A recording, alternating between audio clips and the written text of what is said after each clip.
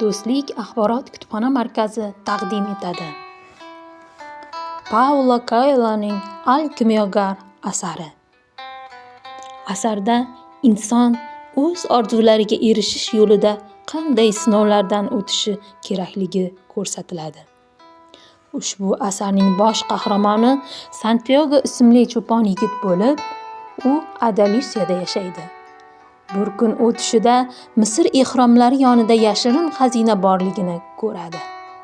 Shu birgina tush ortidan u uzoq safarga chiqadi. Yo'l davomida u ko'plab insonlar bilan uchrashadi. Podsho, savdogarlar va sirli Al-Kimyogar. Ular orqali u hayot saboqlarini o'rganadi, sabr qilish, tushunish va yurak ovoziga quloq solish. Santiago safar davomida boylik izlaydi, lekin u o'zini, qalbini va hayotining haqiqiy ma'nosini topadi.